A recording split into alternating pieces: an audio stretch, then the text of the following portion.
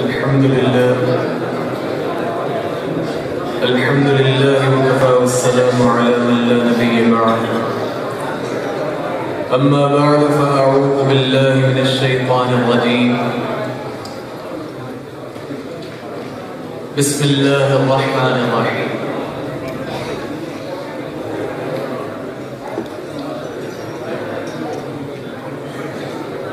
إن الذين قالوا ربنا الله ثم استقاموا تتنزل عليهم الملائكة ألا تخافوا ولا تحزنوا وأبشروا بالجنة التي كنتم توعدون. صدق الله العظيم. بزرگان محترم،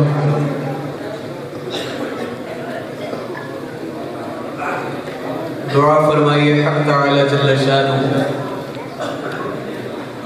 جو چند باتیں کہنے کی توفیق نصیب فرماوے، ہم سب کی اصلاح اور مغفرت کا باعث کرے.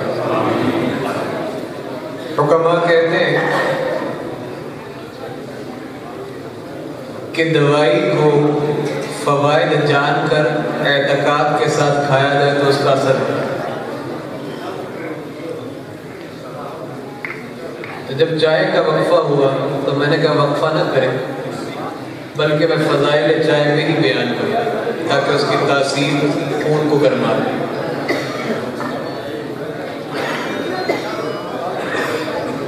ابھی تک زیادہ فتوے دینے کا موقع تو نہیں آیا. اکلوتا فتویٰ میں نے زندگی میں دیا تھا اگر مہمان کو کھانا کھلانا سنت ہے تو اس کے بعد چائے پلانا فرض ہے. میرے دوستو،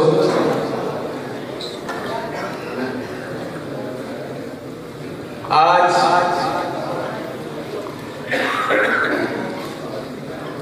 نومبر کی 8 تاریخ ہے.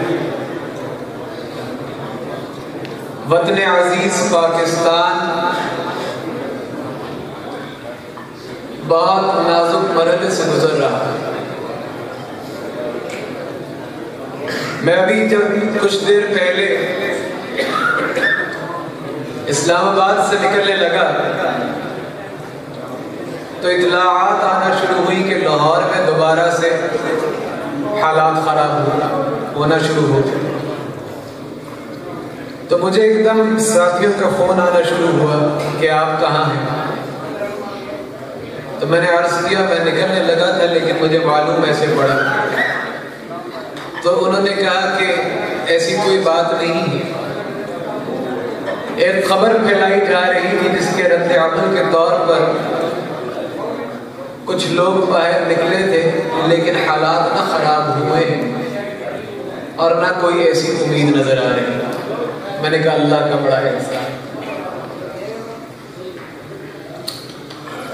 عرض میں یہ کرنا چاہتا ہوں، حدیث شریف میں آتا ہے کہ جھوٹے کے لیے جھوٹا ہونے کی دلیل کے لیے اتنا ہی کافی ہے کہ وہ سنی سنائی بات کو آگے پہنچا. جھوٹا ہونے کے لیے اتنا ہی کافی ہے کہ وہ سنی سنائی بات کو آگے پہنچا. ابھی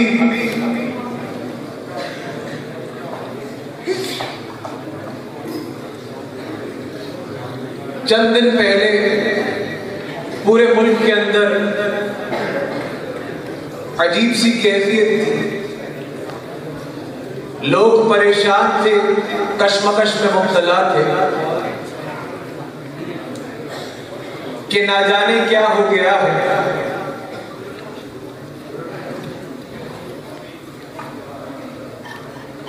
اتنی دیر میں ایک اور سانحہ ہوتا ہے. اور قائد جمعیت حضرت مولانا سمیع الحق صاحب رحمت اللہ علیہ کو شہید کر دیا جاتا ہے.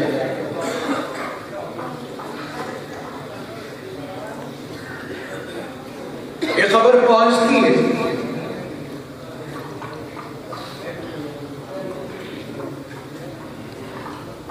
اور پھر تصدیق ہوئی اور پھر میں اپنے حضرت دامت برکاتہ العالیہ کو لے کر کوڑا خٹک چلا گیا. جب جنازے میں پہنچے تو میں نے اپنی زندگی میں اتنا بڑا جنازہ نہیں دیکھا.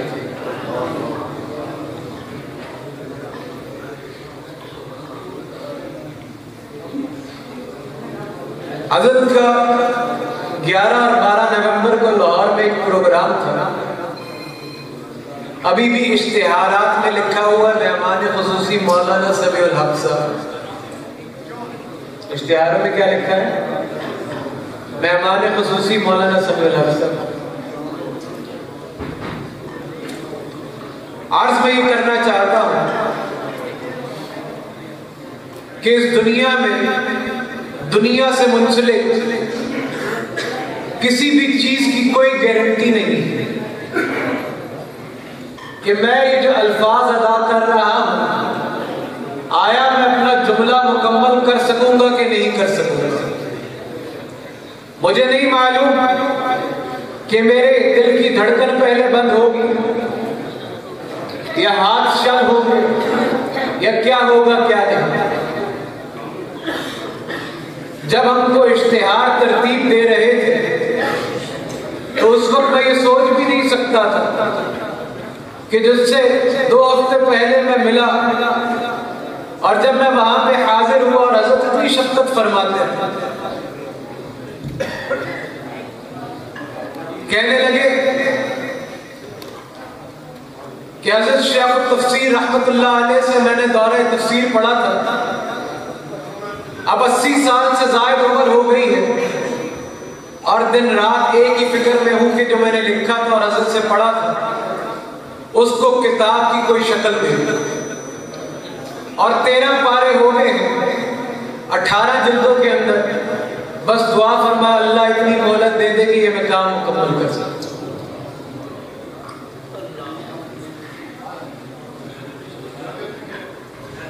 کسی کو کیا معلوم تھا کہ جب میں دوبارہ اکوڑا جاؤں گا تو اتنی شفیق شخصیت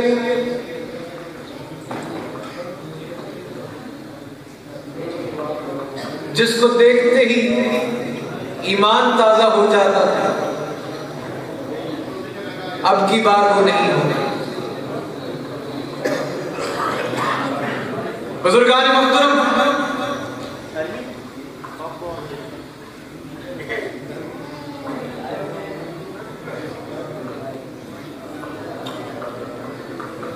یہ جس دنیا میں اور آپ رہ رہے ہیں ابھی چائے کے وقت کے بیچ میں میں نے 4-5 اعلانات سنے 4-5 اعلانات سنے سیرت النبی کے حوالے سے کانفرنس کے حوالے سے.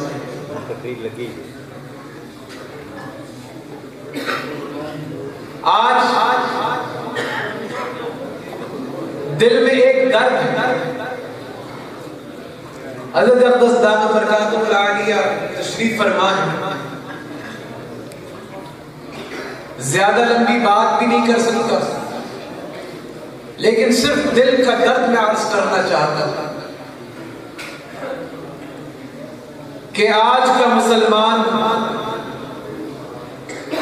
موسمی مسلمان ہو گیا. مثلا رمضان میں ہم مسلمان ہو جاتے ہیں. یہ سیرت کی کانفرنس سے شروع ہے. ربیع الاول میں ہم مسلمان ہو جاتے ہیں. محرم میں ہم مسلمان ہو جاتے ہیں. اور باقی سارا سال نہ سچ کا معلوم نہ جھوٹ کا معلوم نہ اپنا آپ کا معلوم نہ گھر والوں کا معلوم. قیامت کی نشانیوں میں سے ایک نشانی ہے کہ انسان صبح ایمان کی کیفیت میں ہوگا تو شام کو موت آئے گی تو بے ایمانی کی کیفیت میں آئے گی. رات کو ایمان کی حالت میں ہوگا صبح موت آئی تو بے ایمانی کی کیفیت میں ہوگی. ایک لمحہ پہلے ایمان کی حالت میں ہوگا اور اگلے لمحے اگر موت ہے اللہ بچائے تو بے ایمانی کی کیفیت ہے۔ حالات اسی قسم کے اللہ پاک میرے اور آپ کی ایمان کی حفاظت فرمائے اور اللہ پاک ایمان والی زندگی نصیب فرمائے اور ہم سب کا خاتمہ بھی ایمان پہ فرمائے۔ حالات اس قسم کے کہ ہم کیا کیا بات کروں اور کیا کیا عرض کروں۔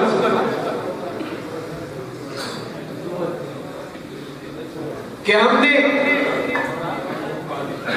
سنتوں کو چھوڑا، فرائض چھوڑ گئے، فرائض چھوڑے،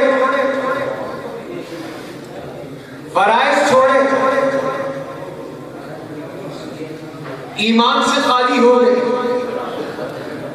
ایسے خالی ہوئے کہ جگہ جگہ کوئی دربار کے اوپر، کوئی جادو ٹونے والی جگہوں پر کوئی عجیب و غریب حرکتیں کری جا رہا ہے۔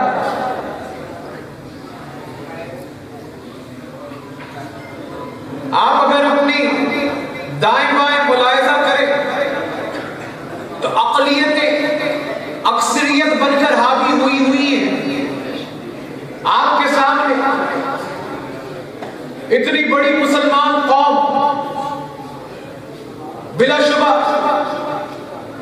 آج اگر نوجوانوں کی تعداد کے اعتبار سے اگر ہم دیکھیں تو شاید مسلمان سب سے زیادہ اور نوجوانوں کے اعتبار سے دنیا میں بہت کم ایسے ممالک ہیں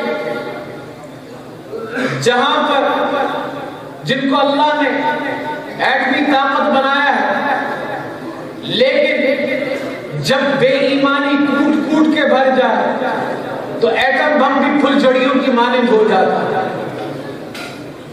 جب ہم اللہ سے ہی مکر کرنا شروع کر دیں اور بجائے عمل کرنے کے بہانے تلاش کرنا شروع کر دیں تو پھر ایسا ہی ہوتا ہے کہ ایک وقت پہ ایک بیٹی نے یہاں سے سجا دی تھی، بھارت سے محمد ابن قاسم آ گیا اور آج 18-20 کروڑ کی آبادی کے پاکستان جس کو اللہ نے ایٹم بم بھی دیا ہے، آج صبح کی خبروں میں دیکھ رہا تھا کہ عافیہ صدیقی کے بارے میں دوبارہ پیش رفت ہوئی، لیکن کونسل خانے کے ممبروں نے بتایا کہ اس کی کوئی صورتحال نہیں بن سکی ابھی، وہ تو الگ کہانی ہے۔ لیکن اتنے بڑے مسلمان ملک اور اتنے بڑے مسلمانوں کی تعداد میں ہونے کے باوجود کسی ایک انسان کو اٹھا کے لے جایا جاتا ہے اور ہم کچھ بھی نہیں کر سکتے، ہم کچھ بھی نہیں کر سکتے، ہم کچھ بھی نہیں کر سکتے۔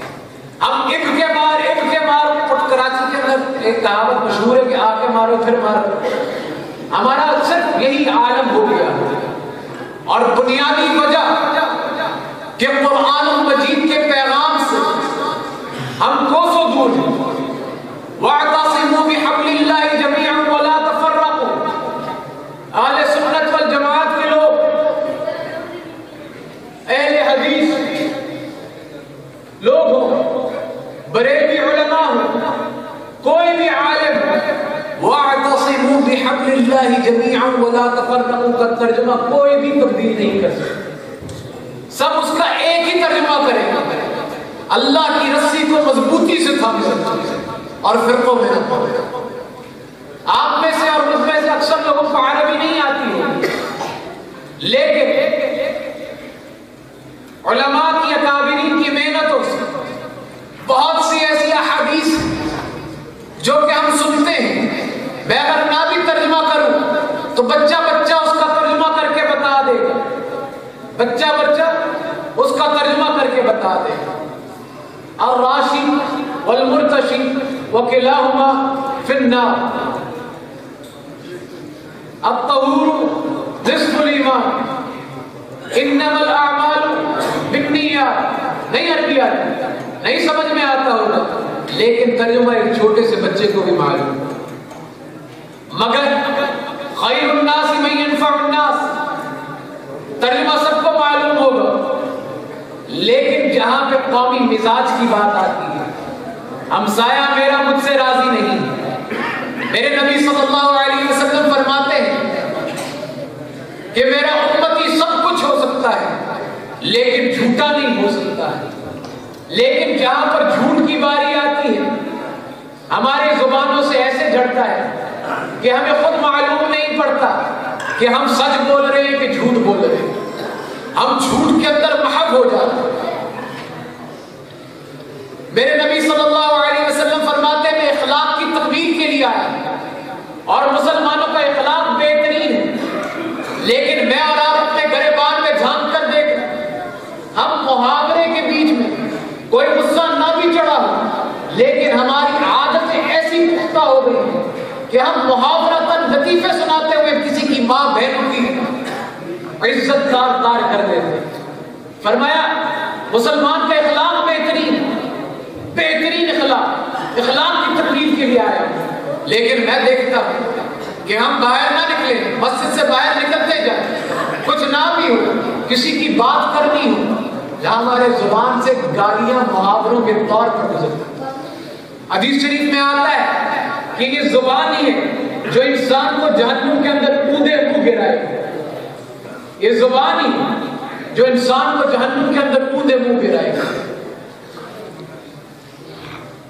ہماری زبان سے نمائے محفوظ نگاہوں سے ہم نے اوروں کی بیٹیوں کو ایکس رے مشین لگا کر دیکھنا شروع کر دیا، ہمارے اپنے گھروں سے پردہ نکالا۔ یہ وہی پاکستانی قوم ہے جس میں اکثریت لا الہ الا اللہ محمد رسول اللہ کی قائل ہے، لیکن اسی ملک کے اندر فرمایا من غش فلیس منا، مطلب آتا ہے سب، لیکن اسی ملک پاکستان کے اندر میں دکاندار بیچنے والا بھی لا الہ الا اللہ پڑھنے والا ہے، خریدار بھی لا الہ الا اللہ کا قائل ہے، لیکن ہر بندے کی زبان سے میں صرف یہ سنتا ہوں کہ ملاوٹ سے پاک کوئی چیز مل ہی نہیں سکتی، دودھ ہو وہ خالص نہیں، گھی ہو وہ خالص نہیں، سبزیاں دالیں گوشت کوئی خالص نہیں۔ اب تو لطیفہ بن گیا کہ لاہور میں اگر گوشت کھائیں تو وہ بھی عجیب و غریب جانوروں کا ملتا ہے۔ عرض کرنے کا مقصد یہ ہے میرے دوست، کانفرنسیں بڑی بڑی ہوتی ہیں، سبحان اللہ الحمدللہ کے نعرے بھی بہت، دعوے بھی ہم بات کرتے ہیں کہ آقا علیہ الصلوۃ والسلام کی ناموس پر ہماری جان کی قربان اور یقیناً قربان، محمد کی محبت دین حق کی شرط اول ہے، گر ہو اس میں کچھ خامی تو سب کچھ ناممکن۔ قرآن مجید کہتے ہیں قل ان کنتم تحبون اللہ، اگر تم یہ دعویٰ کہ تم اللہ سے محبت کرو فاتبعونی یحببکم اللہ، تو اتباع کرو جناب نبی اکرم صلی اللہ علیہ وسلم، اللہ کو سلام۔ اگر اتباع کی جہاں باری آتی ہے، عمل کی جہاں باری آتی ہے، وہ کاروبار ہو، وہ میرا آپ کا مزاج ہو، وہ ہماری شادیاں، میں لوگوں کو یہ کہتا ہوں کہ آج اس زمانے کے اندر ہم نیکی کا کام بھی اللہ کی ناراضگی کو مل لے کر کرتے ہیں۔ نکاح ایک خاندان کی تکمیل ہے، نکاح سے انسان کا ایمان مکمل ہوتا ہے، ایک خاندان کی بنیاد رکھی جاتی ہے۔ نکاح ایک ایسی چیز ہے، آج نکاح بھی ہم ایسے کرتے ہیں جس میں نہ محرم کی پہچان نہیں، بجائے اس کے کہ دعائیں دے کر رخصت کریں، ہم گانے بجا کر رخصت کرتے ہیں، ڈھول والے آتش بازیاں ہمارے مزاج کا حصہ بنتی ہیں، اللہ اور اللہ کے رسول کی تعلیمات کا ہمیں پاس ہے، اور پھر ہم یہ کہتے ہیں نہ جانے کس جرم کی سزا ملی ہے کہ ایسی بہو ملی، نہ جانے کس جرم کی سزا ملی ہے کہ میرا میاں نشئی ہے، ساس سسر یہ کہتے ہیں نہ جانے کیا ہو گیا کہ اللہ نے ایسی بہو دی، نہ بیوی راضی، نہ میاں راضی، نہ ماں راضی، نہ باپ راضی۔ کیوں؟ کیونکہ ہم نیکی کا کام بھی اللہ کی ناراضگی مل دے کر کریں۔ اے قلبوں میں سوز نہیں، روح میں احساس نہیں، کچھ بھی پیام محبت محمد کا تمہیں پاس۔ رمضان آتا ہے، ایک وقت ایسا تھا لوگ کان لگا کے آزان سنا کرتے تھے کہ دیکھو ذرا سحری بند تو نہیں ہوگی، دیکھو ذرا افطاری ہونے میں کتنا وقت رہ گیا۔ اب کی بار تو میں دیکھتا ہوں لوگ ٹی وی کے سامنے بیٹھے ہوئے ہیں، چیک کرو کہ روزہ کھلنے والا اذان بھی ہے۔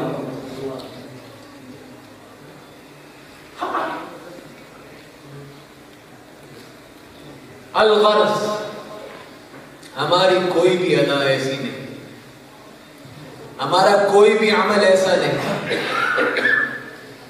میرے دوستو، دعوے بہت کرتے ہیں، میرا ملک جل رہا۔ میں لاہور سے نکلا تھا، میں نے دیکھا کہ یہ موٹر وے کچھ دن پہلے بالکل ٹھیک، لاہور کا ٹول پلازا بھی جل رہا، تھوڑا سا میں آگے آیا بسیں بھی جلی ہوئی پڑی ہوئی، تھوڑا سا میں مزید آگے آیا تو بھیرا میں نماز کے لیے رکے، میں نے کہا سب خیریت؟ انہوں نے کہا یہ پیچھے آپ گاڑیاں جا کے دیکھیں، سب خیریت ہی ہے لیکن یہ گاڑی ہے۔ بہت سے بچوں کو میں نے دیکھا، ان مزدوروں کو میں نے دیکھا جو روز صبح 150 روپے کما کر گھر کی کھانا پورا کرتے ہیں، ان بیچاروں کے پاس 150 روپیہ نہیں تھا کہ 4 دن سے ان کی آج میں اپنے معاشرے کے اندر گریبان میں اپنے جھانکوں تو بجائے اس کے جب ہمسایوں کے حقوق اترے تو صحابہ کرام یہ کہنا شروع ہو گئے رضوان اللہ اجمعین، بجائے اس کے کہ ہمیں یہ گمان ہونا شروع ہو گیا کہ وراثت میں بھی تو حق نہیں دینا پڑ جائے، آج میرا ہمسایہ مجھ سے راضی ہے،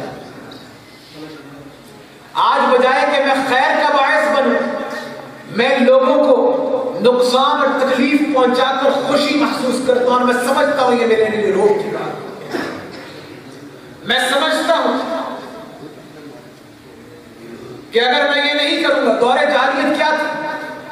بیٹیوں کو زندہ درگور کر دیتے، دور جاہلیت کیا تھی؟ عزت اس کو ملتی تھی جو ڈاکو ہوتا تھا، جو طاقتور ہوتا تھا، جو نیک اور شریف ہوتا تھا، اس کو تانے ملا کرتے تھے۔ آج اگر میں اپنے گریبان میں جھانک کر دیکھوں، اسی ملک میں جو جتنا بڑا ڈاکو ہے، جو جتنا بڑا دہشت گرد ہے، اس کو اتنی تقریب ملتی ہے، اور جو نیک ہوتا ہے میں اور آپ اپنی زبان سے اس کو خود اس کا مذاق اڑا کر عجیب و غریب باتیں کرتے ہیں۔ اگر میں اپنے گریبان میں جھانکوں تو عورت جس کو اللہ نے وہ مقام دیا کہ اگر وہ ماں بن جائے تو اس کے قدموں کے نیچے جنت ہے، اگر وہ بیٹی کے روپ میں ہو، انسان اس کی تربیت کرے تو فرمایا روز قیامت میرے ساتھ یوں کھڑا ہو۔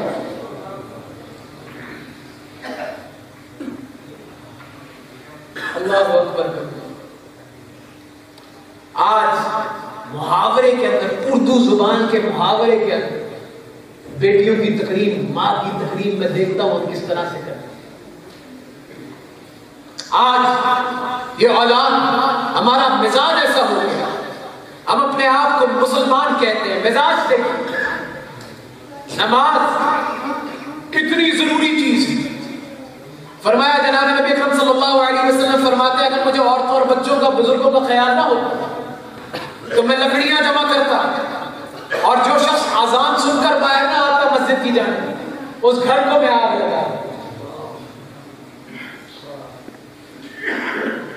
قومی مزاج اچھے میں نے دیندار گھروں میں دیکھا، ابھی محرم گزرا ہے، اچھی خاندان میں نے دیکھے جن کو میں بچپن سے دیکھتا ہوں ادھر انہی سبوں کے اندر نماز پڑھتے، جمعے کا دن تھا، زبردست محرم، ابھی محرم، دروازہ کھٹکا میرے گھر کا، میں نے دروازہ کھولا تو مجھے کہنے لگا یہ نیاز آئی، میں نے کہا یہ کیا ہے؟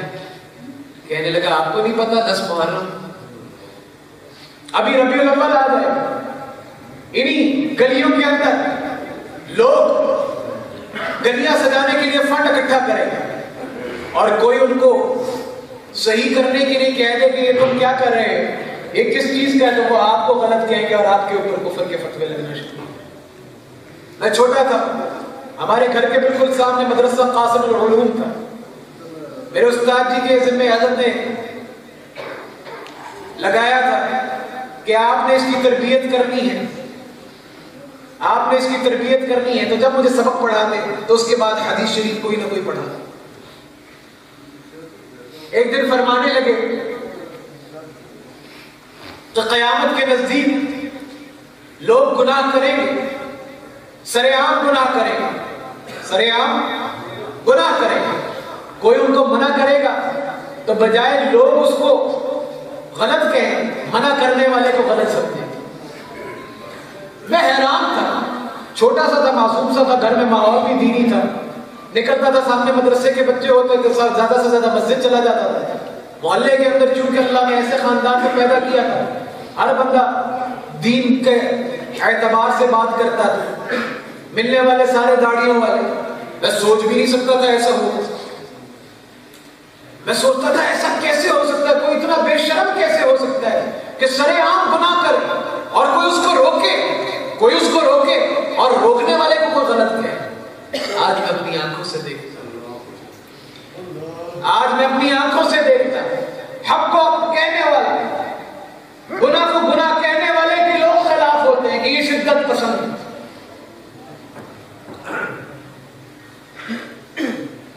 ایک اور نشان، گھر سے نکلیں گے دروازے تک پہنچیں گے، وقت ایسا گزرے گا، ایسا گزرے گا، گھر سے نکلیں گے دروازے تک پہنچیں گے شام ہو چکی۔ اگر میں آج اپنا قومی رویہ دیکھ لوں، ہم گھر سے اس وقت نکلتے ہیں جس وقت دوپہر ظہر کی اذان ہو چکی ہے۔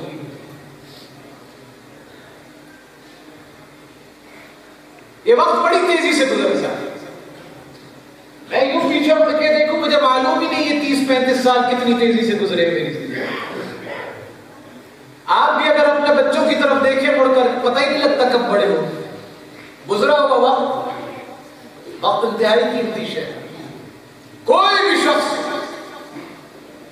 گزرے ہوئے وقت کو واپس نہیں لے کر آ سکتا، اور یہ بڑی تیزی سے گزرتا ہے۔ کل کی بات لگتی ہے، کل ابھی حضرت مولانا سمیع الحق صاحب دامت برکاتہ العالیہ ہمارے بیچ میں، کل ابھی حضرت امام رضا رحمۃ اللہ علیہ کی بات ہو رہی تھی، حضرت فرمانے لگے سر شیخ تفسیر امام العالیہ کے پاس کل کی بات لگتی ہے، میں اپنے بچپن کو دیکھوں کل کی بات لگتی ہے، گزرا ہوا وقت دیکھوں کل کی بات لگتی ہے۔ وقت بڑی تیزی سے گزرتا ہے، یہ وقت اتنی تیزی سے گزرتا ہے جتنی تیزی سے آپ اور کی اور میری زندگی گزری ہے، اور آنے والا وقت بھی اتنی تیزی سے گزرتا ہے۔ لیکن قرآن مجید میں جہاں پر بھی بات آتی ہے کہ آخرت میں کیا ہوگا، ہم فیہا خالدون، ہمیشہ ہمیشہ ہمیشہ ہمیشہ، فرمایا الدنیا مزرعۃ الآخرہ، یہ دنیا آخرت کی کھیتی، جو بوگے وہ کاٹو، جو بوگے وہ کاٹو۔ کھیتی، گندم بوئیں گے گندم کاٹیں گے، گندم بوئیں گے گندم کاٹیں گے۔ ایسا نہیں ہوتا کہ آپ گندم کا بیج ڈالیں اور چاول نکالیں، جو بوئیں گے وہ کاٹیں گے۔ آج یہ اولاد جو آگے پیاری پیاری بیٹھی، آج اس کا نام لے کر ہم جھوٹ بھی بولتے ہیں، حرام بھی کماتے ہیں، آج سب کچھ کرتے ہیں، کل روز قیامت یہی اولاد اپنے ماں باپ کو گریبان سے پکڑے جب ان سے نماز کا سوال کیا جائے۔ میرے دوستو، حضرت کی موجودگی میں بات کرنا بھی مناسب نہیں، اور میں تو مہمان بھی نہیں تھا، میں تو اپنے حضرت کی حکم کے مطابق یہاں پہ آ گیا، اور نہ مجھے بات کرنے کا سلیقہ، لیکن صرف ایک بات میں عرض کرنا چاہتا ہوں، صرف ایک بات میں عرض کرنا چاہتا ہوں، یہ جو میں اور آپ زبانی جمع خرچ کرتے ہیں، آج اس دنیا کے اندر میں جس سے ملتا ہوں، چونکہ شیرا والا ایک خانقاہ ہے، جس سے ملتا ہوں کسی نہ کسی پریشانی میں مبتلا ہے، کسی نہ کسی آزمائش میں مبتلا ہے، کوئی مال کی آزمائش، کوئی اولاد کی آزمائش، کوئی کسی آزمائش میں، کوئی کسی آزمائش میں، کوئی کسی بیماری۔ ہر کام اندازہ یہ ہوتا ہے کہ جو رزق مانگنے کا وقت ہو اس وقت ہم سو رہے ہوتے ہیں، جو راتیں اللہ سے مانگنے کی ہے وہ ہم فلم، گانوں، ٹی وی میں گزار دیتے ہیں، جو عبادت کا وقت ہے اس وقت ہم یعنی حی علی الصلاۃ کی صدائیں لگ رہی ہوتی ہیں، لیکن نہ ہم گھر سے نکل سکتے ہیں نہ دکانوں سے نکل سکتے ہیں. اللہ نے اپنے دین کا کام لینا ہوتا ہے کسی سے بھی لے لے. اللہ نے اپنے دین کا کام لینا ہوتا ہے کسی سے بھی لے لے. کبھی کسی لنگڑے سے بھی لے لیتے ہیں گالیاں نکالنے میں. اس کے لیے ضروری نہیں کہ میری مسجد کے باہر اہل سنت حنفی دیوبندی ہو. یہ گریبان میں جھانکنے کا وقت، یہ گریبان میں جھانکنے کا وقت. فرمایا پوری دنیا کا کفر ایک طرف اور صرف 12,000 مسلمان، اور اگر مسلمانوں کو شکست ہوگا تو وہ اپنے گریبان میں جھانکیں کہ اللہ سے تعلق میں کہاں کمی ہے. آج دنیا کے اندر سب سے زیادہ دہشت گردی کا شکار مسلمان، وہ فلسطین کے ہوں، وہ کشمیر کے ہوں، وہ افغانستان کے ہوں، وہ خود میرے ملک پاکستان کے ہوں. لیکن افسوس کی بات یہ ہے کہ دہشت کا شکار بھی مسلمان اور دہشت گرد کہلایا بھی مسلمان. کسی کا قصور ہے؟ یہ میرا اور آپ کا قصور ہے. چونکہ ہم صرف دین کا نام لیتے ہیں لیکن عمل نہیں کرتے. ہم موسمی قسم کے مسلمان بن جاتے ہیں. رمضان کو مفتی منیب صاحب چاند دیکھتے ہیں، اس رات کو ہم بڑے شوق سے مسجد آتے ہیں. پہلے 7-8 دن مسجدوں میں رونقیں نظر آتی ہیں، 10ویں دن مانگ پڑھنا شروع ہو جاتی ہے، اس کے بعد 27ویں کو ہی لوگ نظر آتے ہیں مٹھائی کے وقت. درمیان میں صرف 2 یا 3 صفحے ہیں، وہ بھی بزرگان معتبرین کھڑے ہیں. تو میں عرض یہ کر رہا تھا، یہ جمعے کا دن تھا. مجھے اندازہ یہ ہوا، میں نے دیکھا کہ بچے کالے رنگ کے کپڑے پہن کے بیٹھے ہوئے. تو میں نے انہیں عرض کیا کہ کپڑوں کے لیے مسلمان نے جو کپڑا پہننا ہے تن ڈھانپنے کے لیے 3 چیزیں بڑی ضروری. 3 چیزیں بڑی ضروری. ایک سطر ڈھپا ہو، مرد کا عورت کا سطر ڈھپا ہو. دوسرا کوئی عضو نمایاں نہ ہو. اور تیسرا وہ ایسا نہ ہو جو کسی مذہبی کی، کسی فرقے کی نشانی بنتا ہو، کسی اور مذہب کی نشانی بنتا. تو میں نے دیکھا بچوں نے، تو ایک صاحب میرے پاس ہے، ایسا بھی ہوتا ہے؟ میں نے کہا بالکل ایسا بھی ہوتا ہے، یہ بھی ہوتا ہے. اس نے کہا بازار میں تو ملتا ہی ہے اس موسم کے اندر. چونکہ ہم رواجی قسم کے مسلمان ہو گئے، ہمیں پتہ ہی نہیں حق کیا ہے، سچ کیا ہے، غلط کیا ہے، جھوٹ کیا ہے. آج فجر کی نماز کے لیے ہم بچے کو نہیں جلدی سنائیں گے، حالانکہ فجر کی نماز کیا ہے؟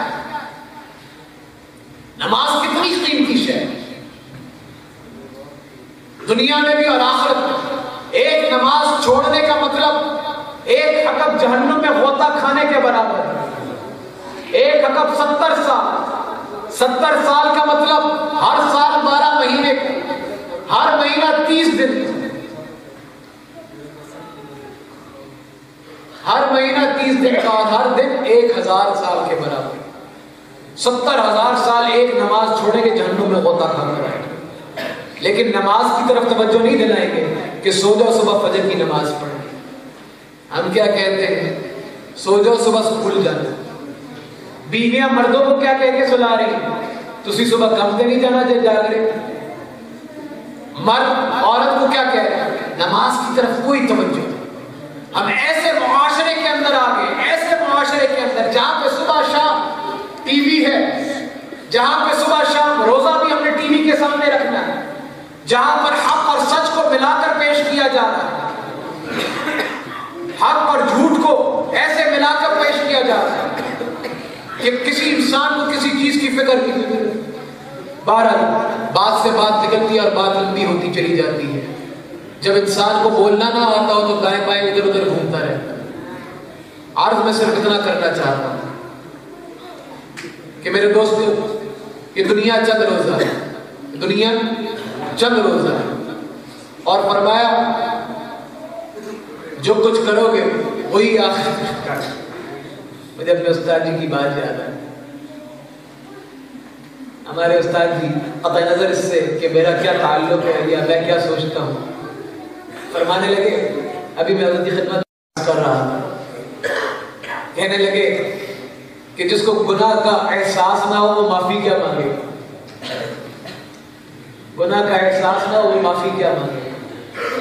آج ہمیں معلوم ہی نہیں کہ ہم کیا کر رہے ہیں، ہمیں معلوم ہی نہیں، گناہ کا احساس ہی نہیں کہ اللہ سے معافی مانگنا، ہم تو نیکیاں سمجھ کے کرتے چلے جا رہے ہیں۔ تو میرے دوستو، عرض میں یہ کرنا چاہتا ہوں، آج پاکستان بھی بڑے اہم دور سے گزر رہا ہے اور موڑ سے گزر رہا ہے۔ آج مسلم امت دنیا بھر میں کہیں پہ وہ بڑے اہم اور نازک مرحلے سے گزر رہی ہے، اور اس کی بنیادی وجہ صرف یہ ہے کہ ہم عمل میں 0/0 ہیں۔ اگر انسان عمل میں ہو اللہ اس میں ایمانی غیرت اور جذبہ دے دیتا ہے۔ اگر بے عملہ ہو اور بے ایمانہ ہو، جب بے ایمانہ ہوتا ہے تو ایٹم بم بھی پھلجھڑیوں کی مانند ہو جاتا ہے، اور جب ایمان والا ہوتا ہے تو ٹوٹی ہوئی چپلوں کے ساتھ توڑا بوڑا کی پہاڑیوں میں نعرہ تکبیر لگاتا ہے تو پینٹاگون کی طرف تھڑتھڑاہٹ ہوتا ہے۔ اور اگر ایمان اندر سے نکل جائے پھر ایٹم بم بھی پھلجھڑیوں کی مانند۔ آج ہم کچھ بھی کرتے ہیں، ہم کہتے ہیں ہم کچھ بھی کر لیں گے، کسی کو نہیں جانے دیں گے ملک سے، ناموس رسالت پہ جان بھی قربان ہے۔ آج ہم پاکستان کو جلا بھی رہے، گرا بھی رہے، لیکن کسی کو کوئی فرق نہیں پڑ رہا، انہیں پتہ ہے یہ بے حس ہو چکے۔ سب کو معلوم ہے کہ یہ جھوٹ بولنے والے لوگ ہیں، سب کو معلوم ہے کہ ان کی روزیوں میں حرام کی ملاوٹ، سب کو معلوم ہے کہ ایک دوسرے کے خیر خواہ نہیں ہو سکتے۔ کیوں؟ شیطان، حسد، یہ جو مزاحیہ لطیفے جو سناتے ہیں یہ معاشرے کے اوپر بڑی گہری نظر رکھے ہوئے اور معاشرے کو، حقائق کو لطیفوں کے اندر بیان کر رہے ہیں۔ ایک لطیفہ میں نے سنا، دیکھا جنت جہنم کے سارے دروازوں کے اوپر پہرے دار کھڑے، جدھر پاکستانی تھے وہاں پہ کوئی پہرے دار نہیں کھڑا۔ کسی نے پوچھا یہاں پہ کیوں نہیں کھڑا، یہ تو ناانصافی، تو انہیں ادھر کھڑا کرنے کی ضرورت نہیں، کوئی اوپر جا رہا ہوگا سب خود ہی نیچے کھینچ دیا۔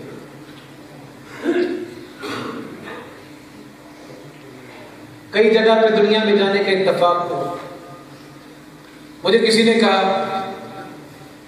کہ سب کچھ لیکن پاکستانیوں سے بچ کے رہنا چاہیے، ہم کسی پاکستانی کو اپنے پاس ملازم نہیں رکھتے، خود بھی پاکستانی اپنے پاکستانی کو ملازم نہیں رکھتے کیونکہ بے ایمان بڑے ہوتے ہیں۔ فإنا للہ و إنا إليه راجعون۔ جن کے چکوال کے بہت سارے لوگ پاکستان سے باہر موجود ہیں، جب کبھی کوئی پاکستان میں واپس آ جاتا ہے سب سے پہلے یہ کہتا ہے کہ یہاں پہ میں کام نہیں کر سکتا کیونکہ یہاں پہ لوگ جھوٹے ہیں، یہاں پہ لوگ بے ایمان ہیں، یہاں پہ 2 نمبری ہیں۔ آج جماعت تبلیغ کا اجتماع بھی شروع ہوا، حضرت نبی کل وہاں تشریف لے جائے، لاکھوں کی تعداد میں مسلمان وہاں گئے، اتنی بڑی تعداد میں کہ اب اجتماع 2 حصوں میں ہونا شروع ہو گیا پچھلے 5-10 سال سے، پھر بھی پورا نہیں ہوا، پھر بھی پورا نہیں ہوا، پھر بھی پورا نہیں ہوا۔ کیا وجہ ہے؟ ہمارے حضرت شیخ تفسیر امام الاولیاء کے پاس ایک بزرگ، کل 98 سال ان کی عمر تھی، زیارت ہوئی، کہنے لگے کہ میں نے حضرت سے سن 52 میں بیعت کی تھی، تو نے فرمایا کیوں بیعت کرنا چاہتے ہیں، کیوں بیعت کرنا چاہتے ہیں، کیوں بیعت کرنا چاہتے ہیں؟ تو کہنے لگے میرے آگے سے جواب نکلا کہ تاکہ اللہ میرے ایمان کی حفاظت فرمائے۔ تو حضرت نے فوراً کہا کہ ہاتھ پکڑو، اور بیعت حضرت نے فرمائی، اور اس کے بعد 3 نصیحتیں فرمائیں۔ نماز نہیں چھٹنی، نماز نہیں چھٹنی، حرام نہیں کھانا، یہ ان کے الفاظ تھے، میں اس طرح بتا رہا ہوں۔ کہنے لگے حضرت نے بیعت کرنے کے بعد 3 نصیحتیں فرمائیں، نماز نہیں چھٹنی، حرام نہیں کھانا، تے کسی نو ستاونا نہیں، تے کسی نو ستاونا نہیں۔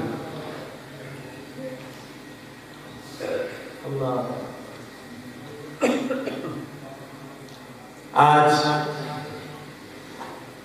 نہ ستانے میں ہم کوئی کمی رکھتے ہیں، نہ نماز کی ہمیں پرواہ، نہ حلال اور حرام کی ہمیں پرواہ۔ وہ ایک لطیفہ میں نے اور سنا، دنیا بھر میں لوگوں کی شادیاں ہوتی ہیں، لوگ خوشیاں مناتے ہیں۔ ہمارے یہاں پہ شادی ہوتی ہے تو لوگ رشتہ دار مناتے ہیں کہ پھپھی کی چچا سے لڑائی ہے، چچے کی پھپھی سے لڑائی ہے۔ حدیث شریف ابھی حضرت بتلا دیں گے انشاءاللہ۔